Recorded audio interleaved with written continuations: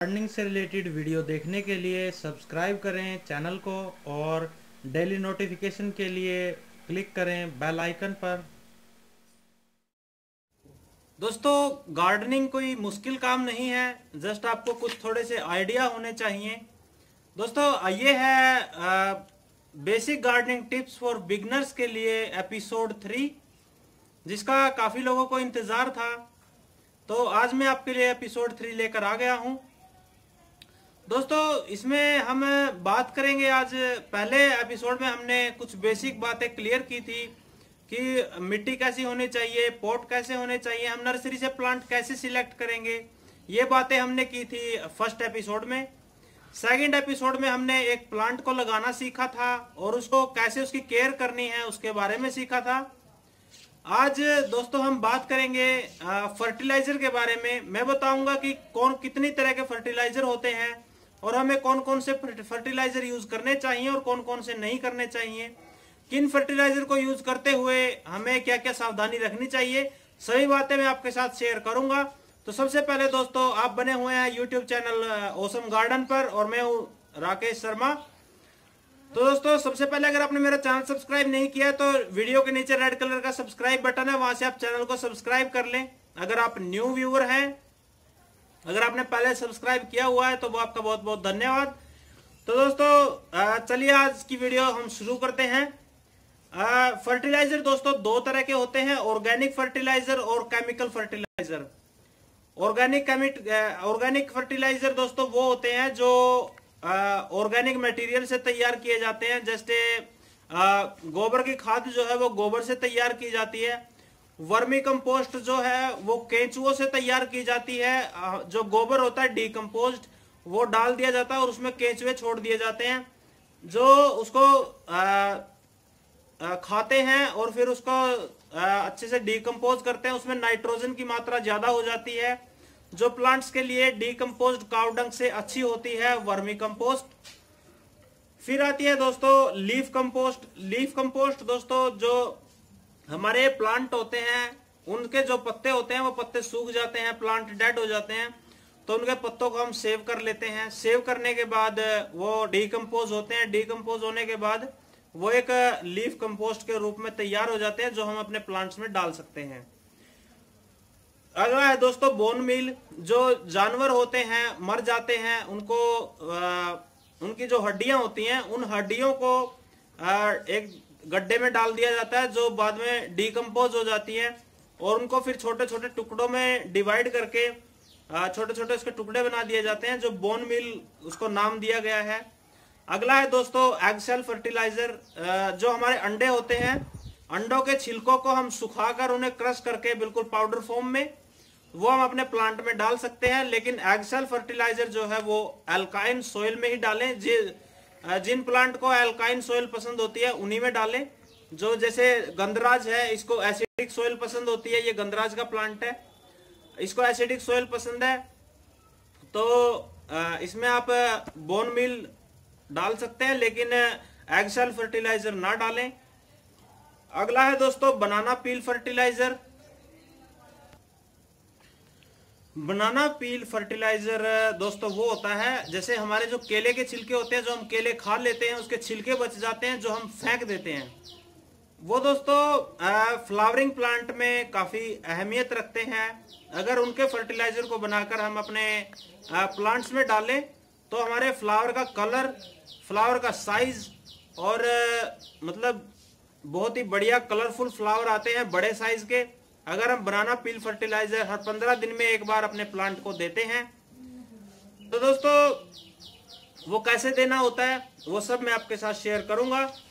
दोस्तों जो leaf compost होती है वो तैयार मिलती है, हर नर्सरी पर मिल जाएगी, आपको ऑनलाइन मिल जाएगी, वो आप ले सकते हैं। नर्सरी पर वो इजीली अवेलेबल हो जाती है या फिर आप अपने घर पर भी बना सकते हैं।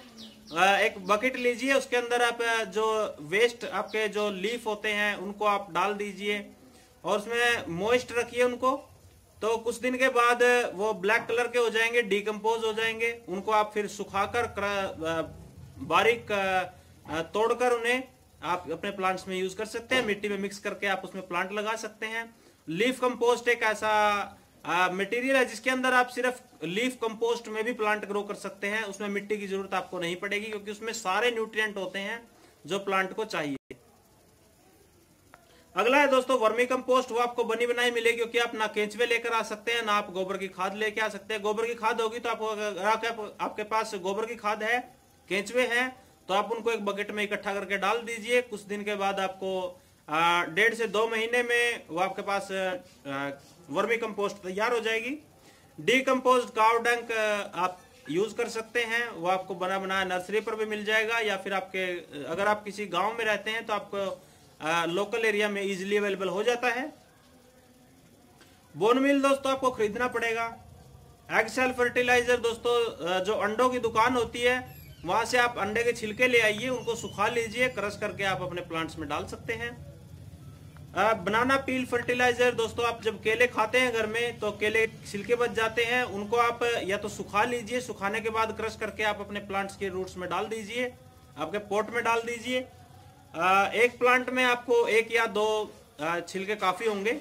सुखाने के बाद उनको क्रश करके छोटे छोटे टुकड़ों में डिवाइड करके आप अपने प्लांट को दे सकते हैं। उससे फ्लावरिंग भी ज्यादा होगी, जल्दी होगी और पत्ते ज्यादा ग्रीन रहेंगे, फ्लावर ज्यादा बड़े आएंगे। तो ये था दोस्तों ऑर्गेनिक फर्टिलाइजर। ऑर्गेनिक फर्टिलाइजर दोस्तों कॉस्टली नहीं पड़ता, सस्ता होता है और इसके जो असर जो करता है वो लॉन्ग टाइम तक रहता है। आपने जैसे फर्टिलाइजर डाला तो उसका असर लॉन्ग टाइम तक रहेगा, इसका कोई साइड इफेक्ट नहीं होता। लेकिन अगर हम बात करें केमिकल फर्टिलाइजर की, केमिकल फर्टिलाइजर में दोस्तों एनपीके आता है। दोस्तों सबसे पहला केमिकल फर्टिलाइजर जो आता है वो आता है एनपीके। ये एनपीके 19-19-19 है, 20-20-20 भी आता है, 10-20-20 भी आता है। इसमें अलग अलग इसके अंदर होता है नाइट्रोजन, पोटासियम और फास्फोरस, ये 3 चीजें इसके अंदर होती हैं। तो इनकी क्वांटिटी जो है वो कम ज्यादा होती रहती है, जैसे कि इनका रेशो जो है वो कम होता है। जैसे 10-10-10 है तो एनपीके नाइट्रोजन, पोटासियम, फास्फोरस, ये तीनों की इनकी मिश्रण है, ये तीनों का। ये दोस्तों केमिकल फर्टिलाइजर है। अगर आप बिगनर हैं तो मैं आपको बिल्कुल मना करूंगा कि आप केमिकल फर्टिलाइजर कोई भी यूज ना करें, क्योंकि ये होते हैं कुछ स्पेशल, जैसे कि जिन प्लांट्स में कुछ न्यूट्रिशन डेफिशिएंसी आ जाती है तो उनमें इनको यूज किया जाता है। एनपीके दोस्तों यूज किया जाता है जैसे नाइट्रोजन, पोटासियम और फास्फोरस अगर प्लांट को चाहिए तो उसको ये प्लांट फर्टिलाइजर दिया जाता है। ये पाउडर फॉर्म में है, लेकिन ये दानों की फॉर्म में भी आता है। आप दानों के फॉर्म वाला भी यूज कर सकते हैं, ये भी यूज कर सकते हैं। दोस्तों इनको एनपीके को आप यूज करने के लिए इसका जो रेशो होता है वो होता है, अगर आपके पास 12 इंच का पोट है, उसमें एक प्लांट लगा हुआ है तो उसके लिए 1 ग्राम एनपीके काफी होता है। 1 ग्राम आप देख सकते हैं कि कितना होगा। आप अपने आइडिया से 1 ग्राम लीजिए और अपने प्लांट में डाल दीजिए। ये मत सोचिए कि ये 1 ग्राम दोस्तों इतना सा हो जाता है, ये 1 ग्राम है। इतना फर्टिलाइजर एक प्लांट के लिए काफी होगा। अगर आप ये सोचेंगे कि पोट इतना बड़ा है, प्लांट इतना बड़ा है, ये फर्टिलाइजर क्या काम करेगा, तो दोस्तों ये केमिकल बेस्ड फर्टिलाइजर है।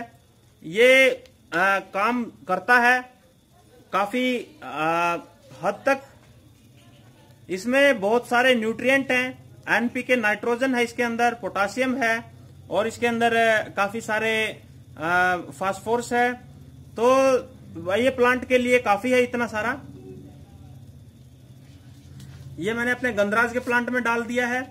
तो दोस्तों एनपीके के बारे में मैंने आपको बता दिया। अगला नंबर आता है दोस्तों पोटासियम का। तो ये जो आप देख रहे हैं मोटे मोटे दाने, ये पोटासियम है। जिस प्लांट को पोटासियम की ज्यादा जरूरत होती है, जैसे आपके टमाटो प्लांट है, उनको पोटासियम की ज्यादा जरूरत होती है, तो ये टमाटर के पौधों में आप डाल सकते हैं। अगर आपका एक पोट में 1 प्लांट लगा हुआ है तो इसके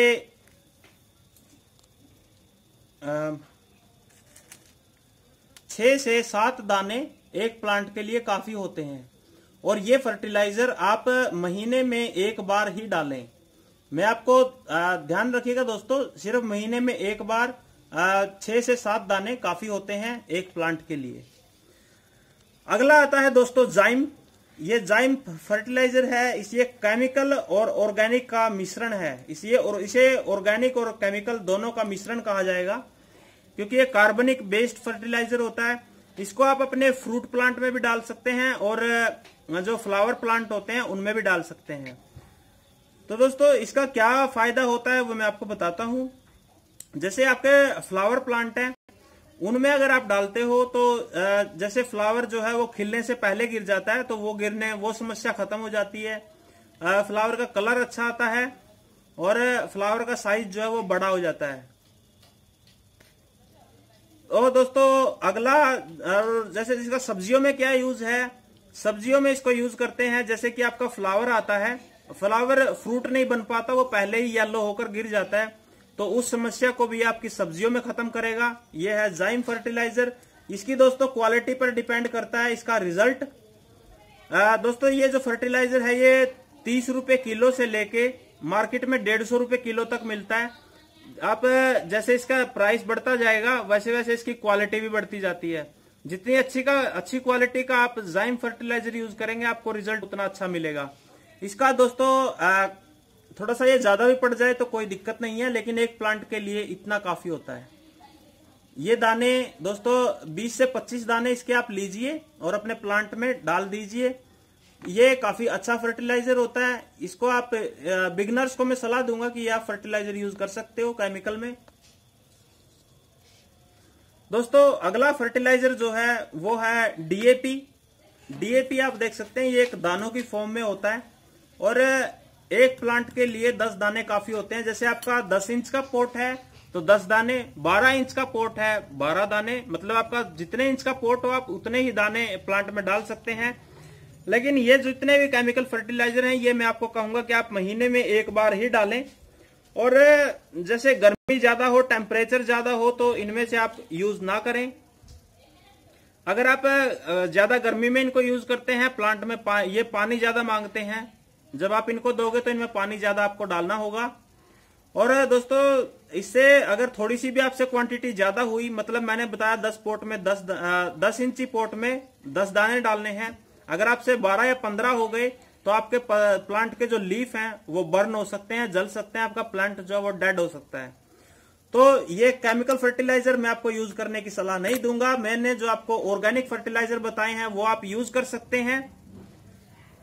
तो दोस्तों ये थे इनके। एक होता है दोस्तों एप्सम साल्ट। एप्सम साल्ट दोस्तों यूज किया जाता है पौधों के पत्तों को ज्यादा ग्रीन रखने के लिए। उसका आप 3-4 महीने में एक बार ही यूज करना है। 1 ग्राम एप्सम साल्ट आप अपने प्लांट को दे सकते हैं। जो इंडोर प्लांट होते हैं उनमें आप डाल सकते हैं, आउटडोर प्लांट में भी डाल सकते हैं, लेकिन वही है कि आपको कम डालना होगा और गैप जो है वो ज्यादा रखना होगा। अगला है दोस्तों यूरिया। यूरिया दोस्तों डीएपी के जैसा ही होता है। व्हाइट कलर के इसके दाने होते हैं, बिल्कुल व्हाइट प्योर। यूरिया कभी भी अपने प्लांट्स में अप्लाई ना करें, क्योंकि यूरिया को अप्लाई किया जाता है खेत में। काफी बड़ा खेत होता है, उसके अंदर 50 किलो यूज किया जाता है। 30 से 50 किलो के बीच में जोन सी फसल होती है, फसल के हिसाब से वो डाला जाता है। तो दोस्तों यूरिया आप कभी भी अपने प्लांट्स में ना डालें। तो दोस्तों यूरिया यूज आपको नहीं करना। यूरिया में होती है सिर्फ नाइट्रोजन। नाइट्रोजन ज्यादा होने से आपके प्लांट्स जो हैं वो डेड हो सकते हैं, बर्न हो सकते हैं। आप यूरिया का यूज बिल्कुल भी मत करें। व्हाइट कलर के दाने होते हैं, बिल्कुल प्योर व्हाइट क्रिस्टल जैसे, तो वो आप बिल्कुल भी यूज नहीं करेंगे। मैं आपको यही सलाह दूंगा। बाकी अगर आप यूज करेंगे तो वो आपका अपना रिस्क होगा। दोस्तों मैंने आपको बताया है कि कैसे हम ऑर्गेनिक फर्टिलाइजर को यूज करेंगे, वो मैं आपके साथ शेयर करता हूं। ऑर्गेनिक फर्टिलाइजर यूज करने के लिए आपको जो आपका पोट है उसकी हल्की हल्की गुड़ाई करनी है। गुड़ाई करने के बाद आपको अपना जो खाद है आप 3 से 4 चम्मच आप पोट में डाल सकते हैं। थोड़ा सा ज्यादा भी हो जाए तो कोई फर्क नहीं पड़ेगा, लेकिन ज्यादा नहीं होना चाहिए। मतलब इसकी क्वांटिटी आप ऐसा नहीं है कि इसके अंदर 300 ग्राम डाल देंगे, 200 ग्राम डाल देंगे। इसमें एक जो 12 इंची पोट होता है उसमें 4 से 5 चम्मच काफी होते हैं फर्टिलाइजर के, ऑर्गेनिक के। तो दोस्तों इसकी जैसे हम अपना फर्टिलाइजर डाल देंगे और उसके बाद थोड़ा सा मिट्टी में मिक्स कर देंगे और अपना पानी दे देंगे, तो हमारा प्लांट जो है वो इस तरीके से हम सभी ऑर्गेनिक फर्टिलाइजर यूज कर सकते हैं। ऐसे ही हमें केमिकल फर्टिलाइजर भी यूज कर सकते हैं। एनपीके को हम पानी में घोलकर स्प्रे भी कर सकते हैं। 1 लीटर पानी में 1 ग्राम घोल के आपको स्प्रे कर देना है अपने पत्तों पर, अपने प्लांट के, तो उससे आपका प्लांट ज्यादा हेल्दी रहेगा। वैसे अगर आप organic fertilizer time to time अगर दे रहे हैं, हर महीने आप दे रहे हैं फर्टिलाइजर अपने प्लांट को, तो आपको केमिकल फर्टिलाइजर का सहारा लेने की बिल्कुल भी जरूरत नहीं है। दोस्तों केमिकल फर्टिलाइजर यूज करना मैंने आपको बता दिया कि कितनी इनकी क्वांटिटी होती है, वही गुड़ाई करके फर्टिलाइजर डालना होता है। और जो जितने भी फर्टिलाइजर हैं उनको आप प्लांट के जो ट्रंक होता है, मेन ट्रंक, उस मेन जो ट्रंक होता है प्लांट का, उससे 1.5 से 2 इंच की दूरी बनाकर रखें। मतलब वहां पर मिट्टी लगा दें थोड़ा ट्रंक के पास, और साइडों से थोड़ा गहरा करके वहां पर खाद डालें, बिल्कुल ट्रंक के पास ना डालें, थोड़ा सा दूर डालें ट्रंक से 1.5 से 2 इंच की दूरी पर। अब दोस्तों मैं आपको बताता हूं कि फर्टिलाइजर के बेनिफिट क्या क्या होते हैं। जिस तरीके से हम खाना खाते हैं, हमारे लिए खाना जरूरी होता है, वैसे ही हमारे प्लांट्स के लिए फर्टिलाइजर जरूरी होता है। फर्टिलाइजर से हमारे प्लांट हेल्दी होते हैं, मतलब उनमें रोग प्रतिरोधक क्षमता ज्यादा हो जाती है, उनपे पेस्ट अटैक कम करते हैं। जितना ज्यादा हेल्दी प्लांट होगा उतने ही ज्यादा उस पर कम इंसेक्ट आएंगे, बीमारियां कम आएंगी, और हमारा प्लांट जो वो ज्यादा हेल्दी रहेगा। फ्लावर ज्यादा आते हैं, फ्रूट ज्यादा आते हैं। अगर फ्रूट प्लांट है तो फ्रूट ज्यादा आएंगे, फ्लावर प्लांट है तो फ्लावर ज्यादा आएंगे, वेजिटेबल प्लांट है तो वेजिटेबल ज्यादा आएंगी। दूसरा है दोस्तों, ग्रोथ फास्ट हो जाती है। जैसे हम फर्टिलाइजर डालते हैं तो हमारे प्लांट की जो ग्रोथ है वो बढ़ जाती है काफी हद तक। और दोस्तों जो इसका रूट सिस्टम होगा आपके प्लांट का, वो भी हेल्दी हो जाता है। जब रूट सिस्टम हेल्दी होगा, रूट सिस्टम का काम होता है सोइल में से न्यूट्रिएंट लेने और प्लांट को प्रोवाइड करने। जब वो हेल्दी हो जाएगा तो आपका प्लांट अपने आप हेल्दी हो जाएगा। तो दोस्तों मैंने आपको आज फर्टिलाइजर के बारे में सब कुछ बता दिया है, कैसे इसको यूज करना है, इसके क्या क्या फायदे हैं, क्या क्या नुकसान हैं। तो दोस्तों उम्मीद करता हूं आपको वीडियो पसंद आई होगी, इंफॉर्मेटिव लगी होगी। अगर आपको वीडियो पसंद आई है तो वीडियो को लाइक करें, और दोस्तों वीडियो को शेयर जरूर किया करें, क्योंकि जब आप वीडियो को शेयर करते हैं तो उसमें और दोस्तों को भी पता लगता है, आपके जो और प्लांट लवर हैं उनको भी ज्यादा से ज्यादा पता लग जाता है। तो दोस्तों मिलते हैं अगली वीडियो में किसी नई जानकारी के साथ। तब तक मुझे इजाजत दीजिए। जय हिंद, जय भारत।